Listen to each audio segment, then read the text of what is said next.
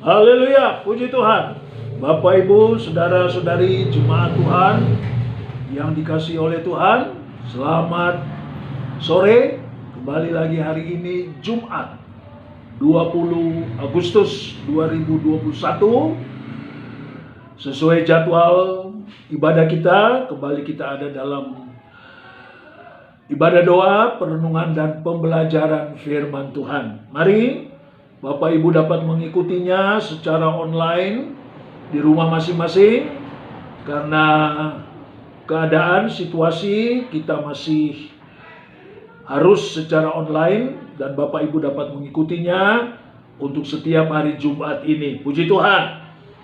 Mari kita sama-sama masuk di dalam doa untuk memulai perenungan dan pembelajaran firman lagi pada sore hari ini.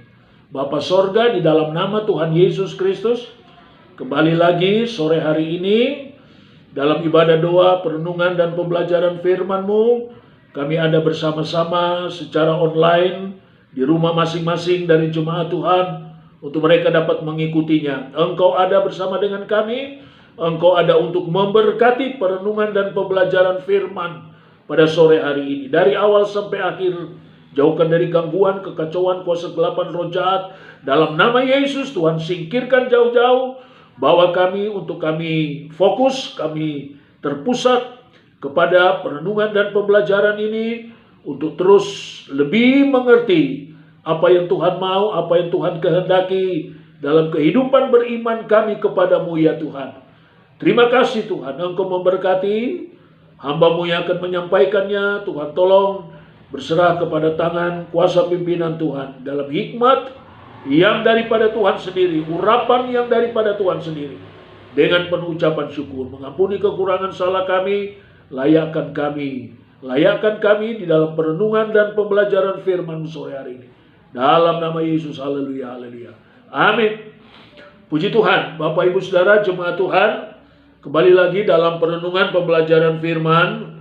Saya angkat sebuah ayat, ya kembali lagi dalam Kitab Mazmur, sebab dalam Kitab Mazmur ini kaya sekali saudara. Ya, bukan hanya Kitab Mazmur, memang firman Tuhan itu kaya. Ya, seluruhnya kaya akan kebenaran-kebenaran, kaya akan rencana dan kehendak Allah, kaya akan pemahaman-pemahaman dan pengertian yang harus kita pahami, yang harus kita mengerti sebagai orang beriman, sebagai pengikut Kristus. Ya, dan marilah kita melihat ya dari semua kekayaan yang ada itu. Ya, salah satunya ini dalam Kitab Mazmur. Begitu banyak ya yang menjadi satu contoh, satu teladan ya secara khusus yang banyak diangkat oleh pemazmur sendiri, yaitu Daud. Dalam Mazmur 34 ayat yang ke-19. Mazmur 34 ayat yang ke-19 berkata, Tuhan itu dekat. Saya garis bawahi kalimat ini. Tuhan itu dekat kepada orang-orang yang patah hati dan Ia menyelamatkan orang-orang yang runtuh jiwanya. Puji Tuhan. Bapak Ibu Saudara, jemaat Tuhan, ayat ini merupakan salah satu ya dari sekian banyak ya kita melihat kekayaan indah dari Mazmur, khususnya dalam kehidupan pemazmur yaitu Daud ya, menunjukkan ayat ini menunjukkan dari sekian banyak ya satu kesaksian dan pengalaman hidup. Satu kesaksian dan pengalaman hidup yang begitu indah dan pasti ya, pengalaman hidup, kesaksian dan pengalaman hidup yang begitu indah dan pasti dari pemazmur, dalam hal ini Daud, dalam seluruh perjalanan hidupnya. Dalam seluruh perjalanan hidupnya ya, Dalam pasal yang ke-34 ini, saudara, kita lihat judulnya tertulis dalam perlindungan Tuhan. Ya, di pasal-pasal yang lain juga ada judul yang hampir sama, yang menunjukkan adanya perlindungan Tuhan.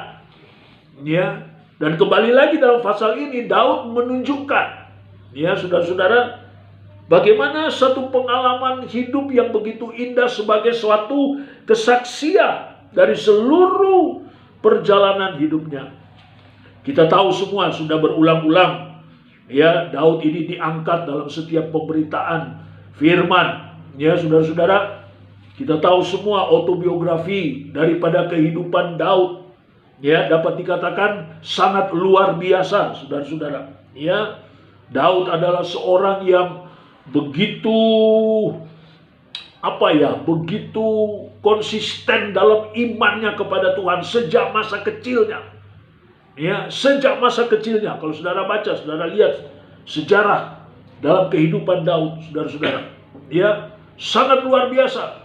Sehingga di dalam kitab Kisah Para Rasul sudah sering juga saya angkat, dikatakan, ya, Daud didapati seorang yang berkenan kepada Tuhan. Yang sangat berkenan, ya. Dalam terjemahan yang lain, saudara, sangat berkenan kepada Tuhan. Detak jantungnya Daud itu melekat kepada detak jantungnya Tuhan. Ya, luar biasa perkataan itu. Ya, kalimat itu, detak jantungnya melekat kepada detak jantungku. Wah, dan seorang yang begitu setia melakukan apa yang menjadi kehendak Tuhan, tidak pernah melawan. Ya. Nah, mari kita mengambil satu contoh teladan yang baik dalam kehidupan beriman kita kepada Tuhan.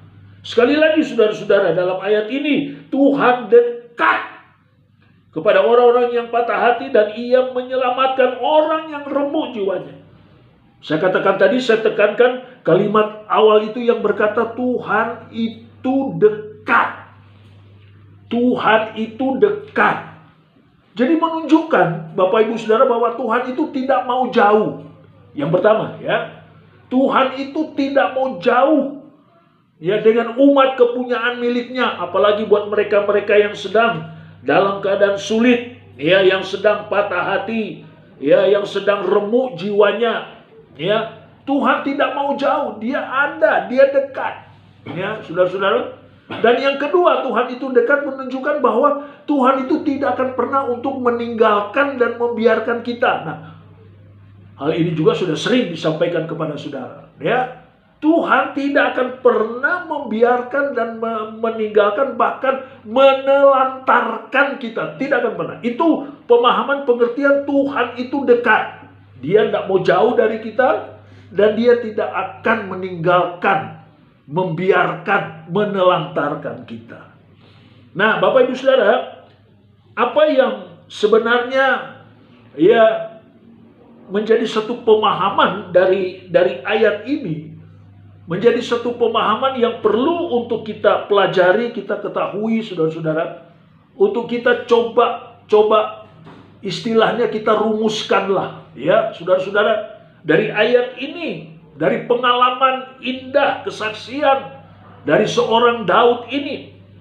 Saudara-saudara, dalam menjalani kehidupan ini, ya, dalam menjalani kehidupan ini, dari pengalaman ini, ya, pengalaman Daud dan kesaksian Daud, saudara, kita coba tarik, ya, dalam satu kesimpulan, saudara-saudara, bahwa dalam pengalaman atau dalam menjalani kehidupan ini, manusia pasti dia akan mengalami satu keadaan, satu situasi yang menyebabkan sepertinya ditinggalkan, ya, sepertinya tidak dipedulikan, ya, apalagi dengan situasi hari-hari ini, bukan?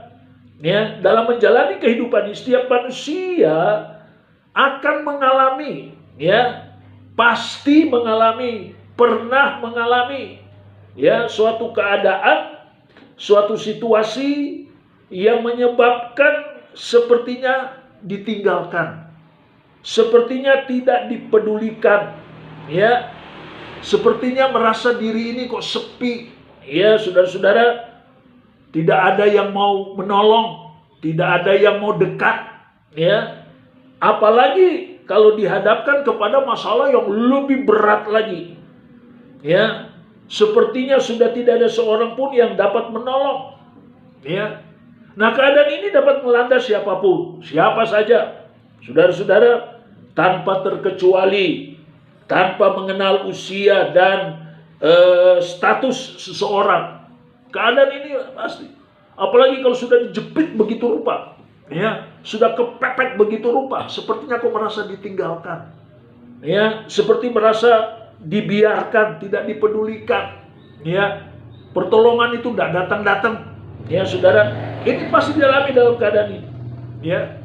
Bahkan tidak sedikit pun orang beriman, anak-anak Tuhan, orang yang percaya kepada Tuhan, ya, saudara-saudara, dalam keadaan seperti ini, ya, mulai berpikir, kok Tuhan sudah tinggalkan saya, Tuhan meninggalkan saya, Tuhan sudah tidak peduli lagi keadaan yang aku alami, ya. Ada, bahkan ada anak-anak Tuhan yang berpikir demikian. Tapi puji Tuhan, sekali lagi saya katakan, jemaat kita di sini tidak pernah ada, ya, karena sudah kuat dengan firman, kuat dengan iman. Tapi masih ada orang yang berpikir begitu, sepertinya kok Tuhan telah meninggalkan, Tuhan tidak peduli dengan situasi keadaan yang dihadapi, masalah ekonomi terutama, ya, dan yang lain-lainnya, saudara-saudara. Dia, puji Tuhan. Tapi ingin saya katakan, saudara, ya, melalui kebenaran firman Allah, mari sebagai orang beriman kepada Tuhan, ya, saudara-saudara, sangat salah, sangat keliru, dan tidak pada tempatnya kalau kita berpikir seperti itu, ya. Saya ulangi kalimat ini, sebagai orang beriman, percaya kepada Tuhan, sangat keliru, sangat salah kalau kita berpikir dalam situasi seperti ini, Tuhan sudah tidak peduli sama saya, Tuhan sepertinya meninggalkan saya, ya. Buktinya saya keadaan begini, tercepit, usaha saya, waduh, sepertinya gagal, tidak tahu mau berbuat apa, ya, saudara, bumpat, tertutup, ya, mau usaha ini tidak bisa, ya, dengan situasi seperti ini.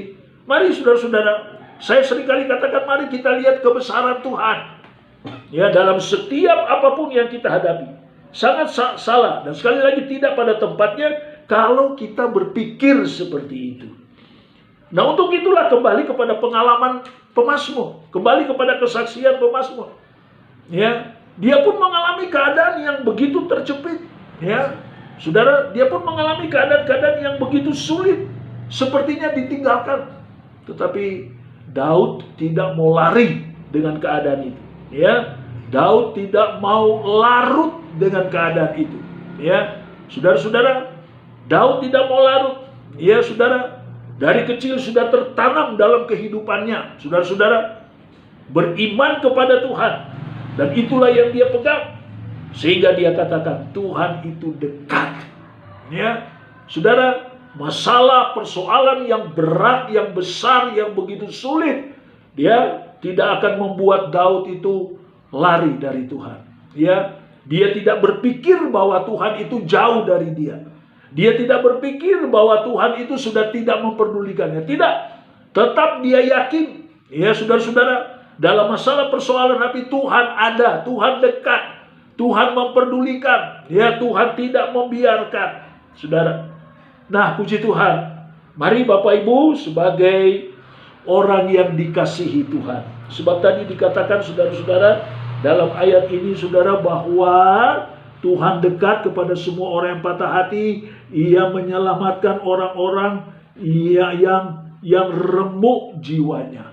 Ya, berarti kalau Tuhan dekat, Tuhan tidak membiarkan dan meninggalkan kita. Kita tidak dibiarkan terlantar. Berarti Tuhan itu mengasihi kita. Ya, masih mengasihi kita. Bukan masih, memang Dia mengasihi kita. Sampai kapanpun, ya. Sekalipun mungkin kita sudah sepertinya terpuruk, tapi Tuhan tetap ada. Itu pengertian Tuhan dekat.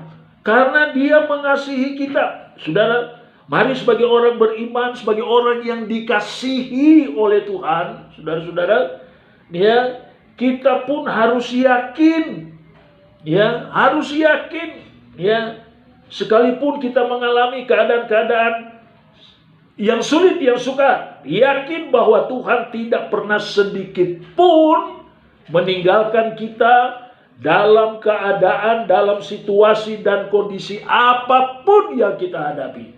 Ya, ayat yang sudah sangat lazim, sudah pernah saya sampaikan beberapa waktu yang lalu. Ibrani 13 ayat 5b. Ya, perhatikan kalimat atau kata-kata sekali-kali tidak akan membiarkan dan tidak akan meninggalkan. Sekali-kali, ya, aku tidak akan membiarkan dan meninggalkan. Ya, 2 kali, sekali-kali, diulangi lagi sekali-kali. Ya, saudara, menunjukkan bagaimana Tuhan itu dekat sekali dengan kita. Ya, dia tidak mau jauh, dia memperhatikan. Nah, Bapak Ibu Saudara, untuk itu melalui konteks ini, ya, melalui satu kesaksian pengalaman hidup yang begitu indah, ya, meyakinkan Tuhan itu tidak pernah jauh, Tuhan tidak pernah meninggalkan dan membiarkan, saudara-saudara. Maka melalui konteks ini, saudara, sebenarnya pemazmur menunjukkan bagaimana caranya untuk kita bisa dapat mengatasi setiap masalah itu. Bagaimana untuk kita dapat mengatasi setiap keadaan, setiap persoalan, sehingga kita tidak merasa sepi, sehingga kita tidak merasa ditinggalkan, sehingga kita tidak merasa sendirian, saudara-saudara. Ya, bagaimana caranya? Ya, sekalipun kita menghadapi ini yang begitu berat, yang terus sepertinya tidak ada henti-hentinya. Ya, seringkali saudara dengar, tidak tahu kapan habisnya, tidak tahu kapan selesainya. Ya, tiap hari begitu terus. Tapi bagaimana caranya, saudara-saudara, untuk kita bisa dapat mengatasi, sehingga kita tidak merasa sendiri. Kita merasa Tuhan dekat dengan kita. Kita harus dapat merasakan Tuhan ada untuk memperhatikan kita. Ada 2 hal, saudara-saudara, ayat-ayat yang sudah sangat lazim juga ditunjukkan oleh pemazmur. Ya, juga ditunjukkan oleh pemazmur. Dalam Mazmur 62 ayat yang kedua, ayat yang sudah lazim, digubah dalam sebuah lagu. Ya, Mazmur 62 ayat yang kedua, ya, dekat dengan Tuhan. Ya, dekat dengan Allah. Puji Tuhan, mendekatlah kepada Tuhan. Hanya dekat Allah saja. Perhatikan kalimat itu, hanya dekat. Berarti kalau hanya, tidak ada yang lain, saudara-saudara. Hanya dekat Allah saja. Apa maksudnya, saudara-saudara? Hanya dekat Allah saja, artinya bagaimana kita membangun suatu keintiman kita dengan Tuhan secara pribadi. Ini, hanya dekat Allah saja, aku tenang. Hanya dekat Allah saja, aku rasa Tuhan dekat, aku rasa Tuhan tidak membiarkan dan meninggalkan. Jadi bagaimana kita membawa diri kita ini dekat, saya sudah katakan nempel. Keintiman kita dengan Tuhan, intim dengan Tuhan. Ya, saudara-saudara, bukan intim dengan siapa-siapa, dengan Tuhan yang kita imani. Intim dengan Dia. Ya, saudara-saudara, saat kita ada dekat dengan Tuhan, maka kita akan merasa tenang. Ya, saudara-saudara, kita akan merasa Tuhan tidak akan meninggalkan kita. Ya, dalam Yesaya 55 ayat 6 saya hubungkan, dikatakan, carilah Tuhan selama Ia berkenan ditemui. Carilah. Ya, ada usaha, ada niat, dan kita melakukannya untuk sungguh-sungguh. Dalam situasi ini terus cari Tuhan, terus cari Tuhan. Dimanapun saudara berada, cari Tuhan, jangan tinggalkan Tuhan. Itu hanya dekat Allah saja, membangun keintiman dengan Tuhan. Ya, dan yang kedua, saudara-saudara, Mazmur 119 ayat 8. Dikatakan di sana, aku akan berpegang kepada ketetapan-ketetapanmu. Aku akan berpegang kepada ketetapan itu adalah firman Tuhan. Berarti aku akan berpegang kepada firman Tuhan. Ya, apa artinya berpegang kepada firman Tuhan? Firman Tuhan harus menjadi bagian yang tidak terpisahkan dalam hidup ini. Ya, firman Tuhan menjadi bagian yang tidak terpisahkan. Firman Tuhan itu harus tertanam. Firman Tuhan harus nancap dalam kehidupan kita. Ya, saudara-saudara, firman Tuhan yang adalah Tuhan, yang adalah Yesus, kalau dia tertanam, tertancap, saudara-saudara, maka Tuhan akan menyatakan bahwa Dia tidak akan pernah meninggalkan. Artinya Tuhan tidak pernah membiarkan meninggalkan. Ayat yang sudah sangat lazim, Yakobus 1 ayat 21. Dikatakan, terimalah dengan lemah lembut firman yang tertanam. Saya garis bawahi, firman yang tertanam. Firman yang nancap dalam hatimu. Tertancap dalam hati. Nah, bagaimana Bapak Ibu Saudara? Selama ini, selama saudara datang beribadah, baik langsung di gereja, baik secara online, saudara dengar firman Tuhan. Apakah firman Tuhan tertanam? Nancap dalam hati saudara. Ya. Kalau firman Tuhan tertanam nancap, berarti Tuhan ada. Tuhan tidak membiarkan, Tuhan tidak meninggalkan. Tuhan selalu dekat, kapanpun, dimanapun. Puji Tuhan. Sekali lagi ingin saya katakan, suatu kesalahan besar jika kita berpikir bahwa Tuhan sudah meninggalkan kita, bahwa Tuhan tidak memperdulikan kita. Ya, apalagi saat menghadapi keadaan situasi seperti ini, saudara, lalu berpikir demikian, salah. Jangan, saudara. Ya, tetap memandang Tuhan. Firman Allah katakan tetap memandang Tuhan, melihat Dia, ya, dalam kebesaran kuasanya. Puji Tuhan. Ya, mari saudara-saudara, keadaan kita sebagai umatnya, ya, keadaan kita sebagai milik Tuhan, ya, begitu berharga di mata Tuhan. Sangat berharga di mata Tuhan. Apapun keadaan yang kita hadapi, apapun kondisi kita, ya, karena Dia mengasihi kita, saudara-saudara, maka Dia tidak akan meninggalkan kita. Dia akan selalu dekat dengan saudara dan saya. Puji Tuhan. Dalam Mazmur 94 ayat yang ke-14. Mazmur 94 ayat yang ke-14. Di sana dikatakan bahwa Tuhan tidak akan membuang umatnya dan miliknya sendiri. Ya, tidak akan ditinggalkannya. Tuhan tidak akan membuang. Jangan dipikir kalau kita sedang keadaan begini seperti Tuhan buang. Tuhan tidak pernah buang. Ya, saudara-saudara. Dalam Yohanes 6 ayat 37 dikatakan, siapapun yang datang tidak ditolak. Siapapun yang datang. Kalau saudara datang, saudara melekat, saudara dekat, saudara intim, firman itu tertanam, Tuhan pasti terima saudara. Ayat yang sudah sangat lazim, Matius 28, marilah kepadaku. Tuhan selalu mengundang, datang kepada Dia. Ya, saudara-saudara, Tuhan tidak akan pernah membuang umatnya dan miliknya sendiri, tidak akan ditinggalkannya. Itu sebabnya pemazmur katakan Tuhan dekat. Puji Tuhan. Ya, Mazmur 37 ayatnya yang ke-28 saya tutup dan saya bacakan. Mazmur 37 ayatnya yang ke Mazmur 37 ayatnya yang ke-28. Saudara-saudara, di sana dikatakan Mazmur 37 ayatnya yang ke-28